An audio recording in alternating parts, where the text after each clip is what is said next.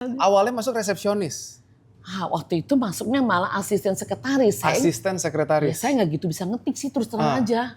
Tapi akhirnya saya apa yang saya kerjakan. Dan saya tuh kebetulan bisa dialek tuh, jadi bisa Mandarin, bisa bisa Teochew. Banyak ya. Konghu. Buset. Mandarin, Inggris, Indonesia ya dialeknya ya. Dan buat saya tuh bahasa itu suatu alat ya. Setelah itu saya ingin kuliah lagi. Saya merasa nggak cukup SMA itu. Saya kan berhenti dulu. Usia berapa tuh? Udah 24, 25. 25 mau kuliah lagi. Harus kuliah lagi karena kurang ilmu saya. Akhirnya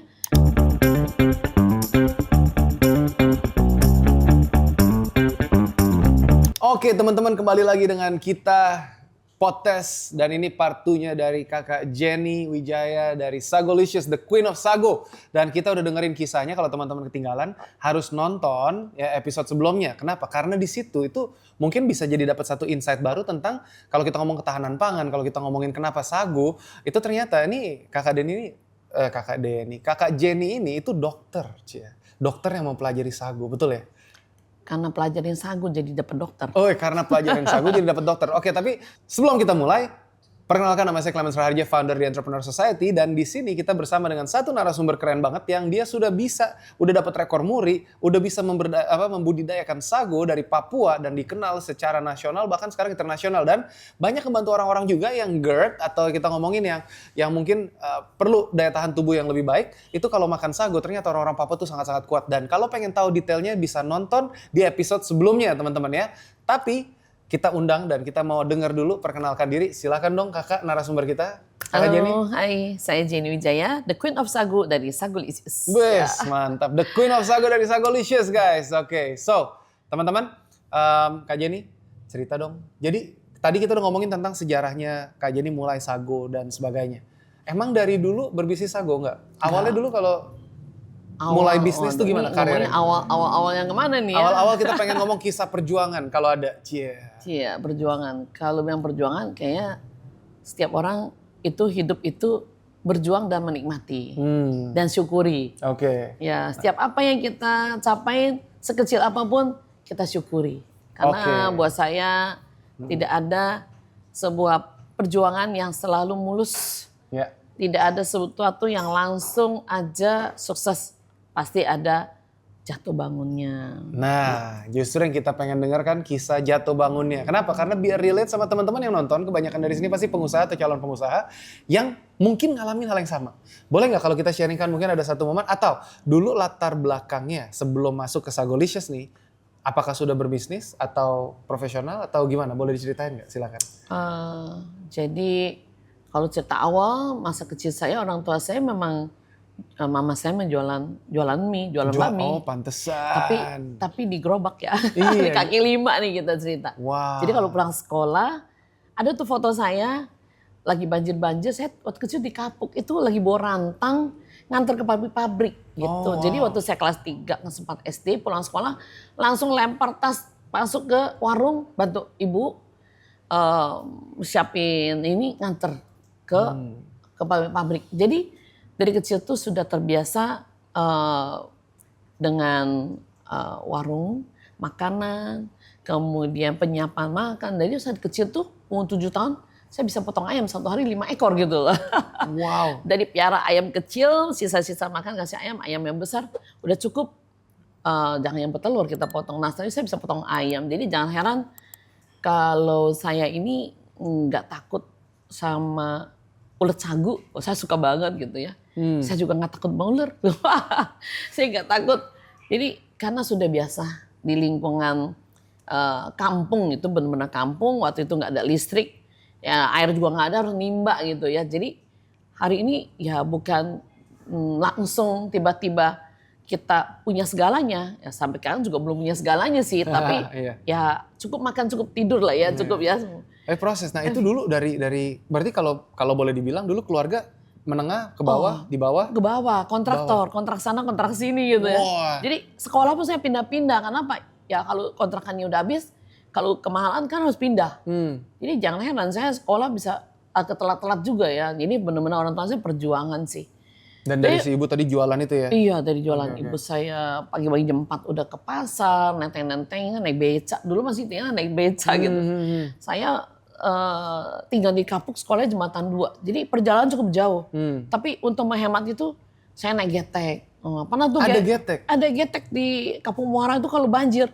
Itu pernah getek saya terbawa air hanyut. Wah, puji Tuhan, untung aja masih bisa pulang gitu. Jadi Baru tahu itu tahun berapa jam ya kalau wah, tahun berapa baru ketahuan loh lahirnya ya. ya kalau gitu jangan. Tahun 80-an awal lah. Iya. 70-an. Saya baru lahir tuh. Apa-apa.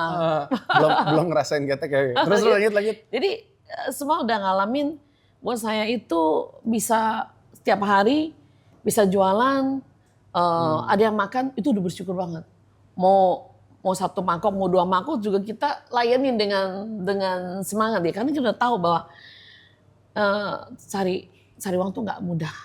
Jadi mikir dari kecil kita lihat perjuangan orang tua saya, jadi kita sangat tahu diri, nggak pernah minta uang gitu. Jadi sampai SMP, SMA saya udah mulai kerja. SMA saya masuk sekolah siang, pagi saya ngajar bantu di sekolah TK ya untuk cari uang sekolah, transportasi sehingga nggak mau membebanin orang tua, dan kalau bisa saya dapat uang untuk orang tua. Keren. Jadi pekerjaan pertama saya kerja di sebuah perusahaan advertising, kemudian jadi sales gitu ya. Awalnya ngelamar jadi sekretaris, ternyata bos ngeliat nih kalau saya minta izin untuk bawa proposal ke klien gitu ya, dianggap ini resepsionis kok mau jadi sales gitu ya. Tapi saya buktiin gitu bahwa klien ini paling susah, tapi saya bisa dapat gitu. Nah akhirnya masuklah ke marketing, dalam waktu 3 bulan, wah jadi supervisor marketing, manajer marketing, cepat sekali. Ternyata memang kita ini marketing kali ya, terus jualan jiwanya ya. Ini kisah nih bagus nih, tunggu aku potong dulu. Jadi awalnya masuk resepsionis.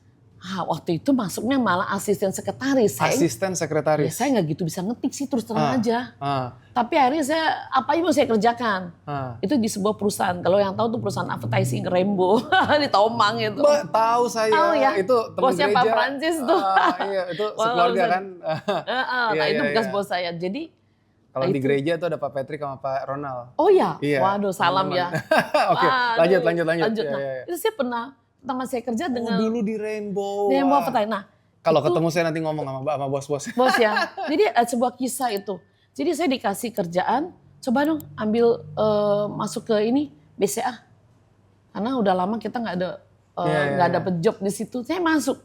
Saya cuma dikenalin 1 titik di ASMK. Saya kejar sampai ke Sudirman, tiap hari nongkrong nih BCA. Akhirnya saya dapet saya nggak lihat gaji lagi. Waktu itu tau nggak, gaji pertama tuh masih kecil banget. Saya dapat gaji ya elah. Ini nggak cukup buat saya makan sendiri pun, tapi buat saya itu dia tidak boleh berkecil hati gitu loh. Udah masuknya paling pagi, pulangnya paling malam gitu. Terakhir Pak Francis kasih kunci, ini kamu buka sendiri, tutup sendiri. OB-nya pun kalah sama saya gitu loh. Boleh tanya. Ini kisah real. Ini kalau kita ngomongin kayak gini dedikasi nih. Wah keren. Terus? Nah terus akhirnya saya dalam waktu berapa bulan, 3 bulan, tuh gaji saya naik sampai 5 kali gitu ya. Karena bisa jualan. Akhirnya sih udah saya nggak lihat gaji, komisi aja. Nah, cakep, pintar. Nah akhirnya saya inget tuh dikasih tantangan. Saya bilang ini ada jembatan penyeberangan depan Gajah Mada. Ini nilainya lumayan besar, zaman dulu 400 juta besar loh. Iya. Ya, iyalah buat iklan. Tapi saya waktu itu saya inget iklannya Samsung dan Langford gitu ya. Masih ada Langford. 400 juta. Saya nggak minta apa-apa. Saya cuma minta 2,5. Berarti dijanjiin kalau bisa tembus 2,5% gitu. Disebut aja. Buat saya 2,5% kalau bisa jual 10 juta. Wah saat itu bisa langsung beli mobil buat orang tua saya. Saya kejar itu gitu loh. Akhirnya ya Tuhan bantu saya juga ya. Saya goal. Saya kemudian di BSA juga banyak proyek yang saya dapat. Kemudian saya juga sempat kirim ke BCA di Pekalongan gitu ya. Aduh saya seneng banget di situ. Saya nggak tahu yang di depan saya dulu saya itu ternyata adalah anaknya Salim Group, Pak Andre Halim. Wow, oke. Oke, seru banget, masih ada fotonya gitu. Bang Suri kenal ini sales dari marketingnya, sales dari Rainbow. Jadi akhirnya saya dikasih tempat tinggal yang bagus gitu ya di Hotel Patra Jasa. Wah, Kaget-kaget saya naik bus, wah penuh dengan anggur, buah, mewah sekali. Oh, saya bersyukur banget. Ternyata sangat dihormatin ya perusahaan advertising Rainbow ini, terima kasih. Jadi akhirnya saya jadi perkenalan, dia tambah luas. Sehingga banyak beberapa proyek besar yang saya dapatkan. Akhirnya dapat uang itu saya buat apa?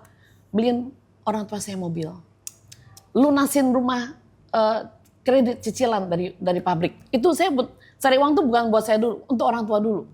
Jadi orang tua saya akhirnya bisa tinggal di rumah dengan tenang, tidak harus pindah sana pindah sini, hanya bisa punya mobil. Ibu saya nggak usah berdiri tinggal jalan, harus nunggu bus, nunggu naik kendaraan umum dan sebagainya kan. Jadi itu kisah perjuangan saya. Mungkin Pak kalau ketemu Pak Francis tahu cerita ini, bayanglah ini sekelibat. Jadi setelah itu saya ingin kuliah lagi. Saya merasa nggak cukup SMA itu. Saya kan berhenti dulu. Usia berapa tuh? Udah 24, 25. 24, 25 mau kuliah lagi? Harus kuliah lagi karena kurang ilmu saya. Akhirnya saya berpindah ke sebuah restoran Jepang di Hayashi Setiabudi Building. Nah itu juga kerjanya kalau orang 2 shift, 3 shift, saya 1 shift. Artinya dari buka sampai tutup saya juga. Itu buka, pokoknya dari buka sampai tutup. Kalau perlu saya tidur aja di restoran itu di Setiabudi. Saya tinggalnya di Taman Ratu, kerjanya di Setiabudi. Saat Taman itu, Ratu. Taman Ratu ya, saya tinggal di situ. Jadi itu keluarga istri semua di sana tuh. di sana ya, cerita flashback yang lalu itu. Sehingga di restoran Hayashi itu restoran Jepang di mana investornya orang Indonesia, kemudian kerjasama sama orang Taiwan. Jadi Japanese food Taiwan style, teppanyaki, shabu-shabu yang single-single satu-satu itu belum pernah ada saat itu. Itu tahun 92 apa? 91, 92, 93 lah. Jadi saya pernah di situ karena saya bisa Mandarin. Nah ceritanya saya dari kecil tuh tertarik. Saya harus bisa Mandarin nih gitu. Memang nggak ada sekolah, sudah nggak ada sekolah Mandarin. Iya, soalnya kan dulu. Tapi sering denger ayah saya sering puterin lagu-lagu Terasa Tank gitu ya zaman dulu. Kan tiap hari dengerin. Terus kalau ada film-film dulu mungkin belum lahir kali. Enggak udah lah. Di Glodok 83 Asia 83. Oh tapi masih kecil itu. Masih kecil, belum ngerti dia. Belum ngerti. Nah, kita juga masih kecil. Sama-sama kecil loh. Yes, Nggak iya. jauh-jauh banget loh. Iya. Terus. Terus akhirnya saya merasa saya tertarik. Jadi saya kumpulin uang beli kaset kan. Nah, bagaimana cara saya belajar Mandarin? Banyak yang pengen tahu sih. Jadi saya puterin aja lagu musik film-film itu saya dengerin sampai hafal semua film itu. Jadi nggak heran saat saya dibutuhkan saya bisa Mandarin. Disitulah di Hayashi saya kerja, saya menjadi operational manager karena dengan ini. Lalu saya ditarik lagi ke Hero Group sama Sahid Jaya. Oh, wow. Dengan Pak Ipung Kurnia dengan Ibu Yanti Sukamdani. Itu di segitiga Senen Sichuan Court. Oh, sejarahnya tuh dengan 12 koki yang dari Sichuan. Nah ya satu-satunya bisa menerjemahkan bahasa Mandarin dengan tamu dan komunikasi. Ya saya ditarik ke sana. Oke. Seperti itu. Banyak sih kalau cerita perjuangan. Tapi ini seru justru. Maksudnya kalau ngomong perjuangan itu benar-benar mulai meniti karir dari bawah. awal. Kita kerja Iya. dulu sama orang. Ini aku baru denger guys. Dan ini tuh nggak pernah saya cerita loh. Ini podcast ini wah digali nih luar biasa nih. Ini Pak Clement gali-gali saya nih. Wah ketahuan semua. Tapi gini, nih. ini pasti relate. Kenapa? Karena ya kalau kita ngomongin ya mulainya dari keluarga sulit, tapi nggak menentukan nasib. Ya, kalau betul. mau usaha itu sekarang udah bisa punya brand seperti ini, Rekor Muri. Ada tempatnya juga kalau teman datang tuh decent banget dan kita bikin acara kita tadi gede ya. Buat yang belum tahu tadi Sagolicious apa nanti nonton podcast sebelumnya. Tapi ini kisah tuh relate banget karena banyak orang-orang di luar sana yang mungkin nggak mau melalui prosesnya. Dan terus kalau dibilang tadi pergi pagi pulang malam sampai nginep segala macam. Ya buat saya itu aku kasih tuh thumbs up. Jadi gini sih. loh, saya merasakan bahwa kalau kita bekerja suatu tempat, kita merasa itu memiliki. Itu nggak akan pernah sia-sia. Yang saya sayangkan banyak sekali pekerja sekarang, teman saya, mereka merasa ini kerja, aduh, kalau bisa saya kabur nih. Kalau bisa bukan saya, lebih baik nih. Kalau saya pasang badan, saya aja, saya bisa kok, saya coba kok. Jadi saya pasang badan, kalau bisa semua saya kerjain gitu.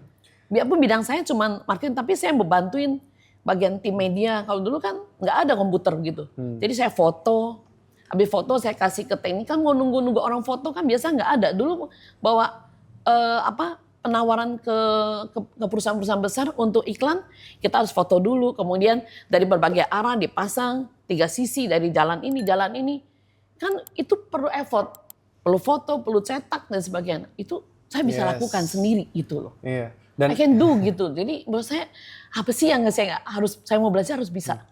Saya nggak mau tergantung orang. Kalau dia lama saya harus kerjain lebih cepat. Gitu sih. Makanya menang. Makanya kalau ngomongin karir terus bertumbuh berkembang tuh sampai kayak gitu karena dipercaya. Jadi saya pernah dengar kisah yang serupa nih, salah satu mentor saya juga. Dia dulunya tuh dari OB, tapi terus habis itu diajak dia di perusahaan spare part alat berat. Dia dari OB, terus habis itu dia tanya sama adminnya, sama resepsionisnya kalau kerjaan dia bebersih itu udah beres, dia tanya, masih ada yang bisa dibantu nggak? Akhirnya terus dia belajar, pertama disuruh fotokopi, disuruh apa juga dia kerjain. Begitu si admin sama OB-nya, begitu si adminnya atau resepsionisnya cabut, si OB ini bisa menggantikan, jadi naik pangkat. Nah dari naik pangkat, akhirnya dia terakhir itu kerja, dia punya jadi procurement manager yang ya karena dia ngerti spare partnya, dia ngerti itu dia kerjaan 4 orang dia pegang sendiri. Sampai akhirnya begitu dia mau keluar tuh bosnya sampai nawarin kasih rumah, kasih apa, sampai jangan udah kamu di sini aja, nggak usah sampai karena udah kerjanya kan lama. Jadi itu sampai keterikatan. Nah kalau kita kerja tuh berikan buat si perusahaan itu seperti tadi keterikatan ke kita. Kalau yuk kerjain semua sendiri, mau keluar juga disayang banget sama bos. Oh sayang banget. Iya makanya kayak gitu. Disayang banget sih sama Pak Francis. Mau keluar akhirnya mau dibikin perusahaan mau jadi direktur gitu. Saya baru umur 23 menjadi direktur sama beliau. Tuh. Itu karena tadi ada nilainya. Makanya kalau ngeliat gini tuh aduh, saya juga sama. Saya senang lihat yang mau fight yang benar-benar gitu. Kita pengen, cuman terkadang kan mereka harus upgrade jadi gini, skillnya. apa yang membuat saya termotivasi setiap kali kalau pulang sekolah, yang lain dijemput supir ya, ada mobil bagus, nah kita harus berjalan berkilo-kilo, kepanasan sampai mimisan di perjalanan kita dalam hati itu, aku suatu hari harus bisa naik mobil, aku harus bisa duduk seperti mobil-mobil yang lain, ada supir, ada yang supirin, ada yang nyupir. Pokoknya itu sepanjang jalan tuh udah menjadi suatu cita-cita, target yang paling harus punya. Saya harus begini, saya nggak mau lagi hujan-hujanan di jalanan, kepanasan, kena debu, kena ya segala macam lah. Kalau naik kendaraan tuh kadang-kadang suka dilecehin juga Pak Clement. Wah pokoknya asam garamnya itu membuat saya, anak saya nggak boleh kayak gitu lagi. Saya harus berubah nasib. Kita nggak bisa mengharapkan orang, memaksakan orang tua untuk merubah nasib kita. Justru kita bagaimana membantu orang tua kita merubah nasib mereka agar mereka lebih hidup, lebih layak, lebih nyaman. Karena anaknya bisa berjuang tanpa membebankan, tapi meringankan, membuat mereka hidup lebih layak. Gitu keren sih. Keren banget. Menurut saya sangat keren sekali. Sebelum saya berpikir untuk membahagiakan keluarga, suami, anak, tapi seharusnya orang tua dulu gitu. Dan itu saya capain. Jadi setelah itu kerusuhan. Nah ini ceritanya saya kerusuhan lari ke China. Di China saya diminta oleh KBRI untuk organize para mahasiswa untuk menyambut Gus Dur. Gus Dur sama presiden kita Gus Dur yang itu salah satu presiden terbaik Indonesia. Indonesia itu yang membuat saya kembali gitu ya, karena beliau bilang anak-anakku kembali setelah belajar ilmu sampai ke Cina lalu bawalah kembali ke Indonesia. Itu yang membuat saya kembali.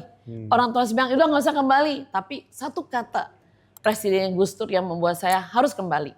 Gus Dur memang. Iya, bawalah ilmu ini untuk satu-satunya presiden yang bisa toleransi, betul, yang mengajarkan. Itulah itu yang benar-benar embodiment Pancasila. Cuman Gus Dur. Sorry to say. Ya, gue sih paling sayang sama Gus Dur. Nah, lanjut. Nggak politik, kita nggak politik. Lanjut terus. Iya. Ya saat datang itu Gus Dur sama itu dua-duanya di kursi roda. Tapi saya tahu saat itu negara akan memberikan pengobatan yang terbaik dari Cina untuk mengobati Gus Dur dan ibu ya. Saya sebagai ketua asosiasi mahasiswa di China saat itu juga akhirnya termotivasi untuk kembali. Jadi motivasi saya waktu itu, saya ingin melihat, kita lihat Malaysia juga negara Islam, ya negeri Islam. Tapi mereka di sana semuanya mereka bisa Mandarin, bisa Inggris, bisa India. Oh banyak banget bahasanya. Iya. Ini kita cuma bahasa Indonesia dan Inggris. Tapi bahasa Mandarin bahasa kedua di dunia. Sekarang jadi pertama. Penting. Sekarang jadi pertama karena paling banyak. Saya ngeles nih. Jadi Jadi menurut saya ini kesempatan yang baik. Saya harus membawa ilmu ini kembali karena kalau Indonesia mau maju kita harus membuka diri. Jadi tidak harus merangkul semua lah. Betul. Ya kan? Karena mau dibilang segala etnis suku ini kan adalah kekayaan Indonesia. Kekayaan budayaan gitu. Betul. Kadang juga saya kalau ngeliat teman-teman yang dari Malaysia kan ketemu waktu di Australia kan. Mereka bisa minimal ada 4 bahasa. Malay, English, terus bisa ngomong kalau nggak bahasanya ada India atau Chinese-nya, atau ada dialeknya mereka kalau nggak Hokkien-nya atau Chinese-nya. Jadi itu kaya sekali. Dan saya tuh betulan bisa dialek tuh, jadi bisa Mandarin, bisa bisa Teochew. Banyak ya? Konghu. Buset. Mandarin, Inggris, Indonesia, ya dialeknya ya. Dan buat saya tuh bahasa itu suatu alat ya. Jadi lalu kita kembali lagi saat itu saya membawa alat belajar.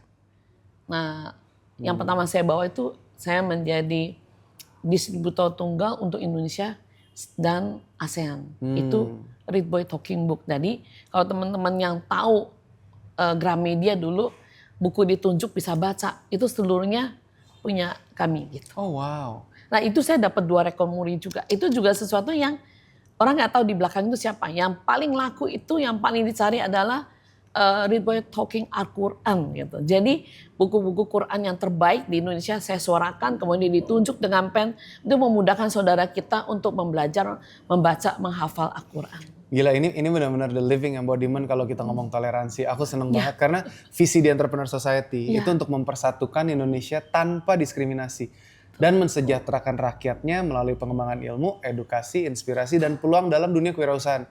Dan dengar cerita gini, ini kita baru pertama kali dengar ya, maksudnya kisah seriusan. Dan ini saya sangat amazed. Kenapa? Karena dengan kisah seperti ini, itu tuh benar-benar nyata. Kalau kita toleransi dan kita bisa kolaborasi satu dengan yang lain, itu tuh bakal banyak banget di Indonesia tuh negara yang kaya. Cuman kita sayang ya, ego sektoralnya terlalu tinggi. Nah harapannya kita bisa mempersatukan, kita grassroots level movement aja, akar rumput, teman-teman pengusaha yang mau maju, mau berkembang, ikut gabung sama kita, ikut nanti aktif, bertumbuh, berkembang, dan mungkin bisa nanti kolaborasi. Peluangnya mah banyak. Contoh kalau ngomong peluang, kita sekarang lagi banyak affiliator marketing. Produknya begitu banyak. Ini produk satu member. Kalian nonton podcast kita, seriesnya sebelum-sebelumnya. Ngelihat tuh semua founder-founder produknya bagus-bagus. Lu mau jadi affiliator aja tuh udah bisa make money sebenarnya. Itu salah satu yang kita lagi pengen garap ke arah sana. So, seneng banget sih serius. Dan ini kisah yang ini aja menginspirasi. Karena dari you punya keluarga dan you punya perjuangan tadi. Itu keren, itu amazing. Nah, mungkin karena waktunya udah mau habis ya, kita pengen terakhir, rencana visinya dari Sagolicious. Tapi kalau mau diceritain kisah masih panjang tuh. Kalau kita gali mungkin nanti kita akan undang lagi, tapi nanti di segmen yang berbeda. Tapi rencana Sagolicious mau dibawa kemana? Dan habis ini nanti teman-teman stay tune karena kita mau ada satu segmen tambahan lagi. Kita pengen cobain apa aja sih makanan yang ada di Sagolicious, boleh ya? Oke. Jadi cita-cita saya ingin mengangkat sagu berjaya kembali. Jadi sagu menjadi komoditi yang sangat menjanjikan dan menghasilkan devisa untuk Indonesia. Jadi target saya juga bisa untuk ekspor. Kemudian juga saya bisa memajukan desa-desa yang mempunyai sagu. Jangan ditebang sagunya, dijaga baik-baik. Saya ingin sekali ada di sana. Saya juga berterima kasih kepada Kementerian Desa yang sudah mengirimkan saya ke daerah Maluku, di Maluku Tengah, di Pulau Seram, di Masohi. Saya juga sudah bertemu dengan para UMKM, para penggiat sagu, dan ada beberapa yang saya langsung bina. Saya pribadi memberikan modal dan hasil dari mereka saya serap 100%. Seperti itu. Kita juga membantu para UMKM yang mempunyai produk-produk yang sebetulnya bagus tapi belum tahu bagaimana kebersihannya, kemudian mengemas ya semua. Ini tugas saya untuk membantu UMKM di Indonesia Timur. Jangan ditebang, jagalah sagu. Inilah masa depan kita semua dan menjadi ketahanan pangan Indonesia dan dunia. Keren banget. Thank you banget udah berbagi sama kita Kak Jenny. Sukses terus dan semoga Sagolicious ini bisa menjadi perpanjangan tangan berkat Tuhan bagi sesama lebih besar lagi. Dan benar-benar nanti bisa menciptakan lapangan kerja dan menciptakan lapangan usaha juga buat banyak teman-teman. So, semoga ini bisa menjadi berkat. Dan teman-teman, jangan lupa pokoknya kalau mau kenalan langsung, follow aja langsung IG-nya. Nanti kita akan taruh linknya di sini, IG-nya Kak Jenny, Sagolicious, di-follow, di-subscribe. Dan juga kalau ngeliat konten-konten seperti kita ini bagus, subscribe please teman-teman. Karena apa? Ini yang mendukung kita supaya kita tetap bisa menciptakan konten-konten yang menginspirasi buat perkembangan generasi muda Indonesia. So semoga The Entrepreneur Society bisa menjadi wadah buat teman-teman bertumbuh berkembang. Karena kita di sini adalah hashtag tempat kamu berkembang dan hashtag jadi versi terbaik kamu. Semangat terus, sampai jumpa dan sebagai penutup seperti biasa masih ingat The Entrepreneur Society, go bold and beyond. Sampai jumpa.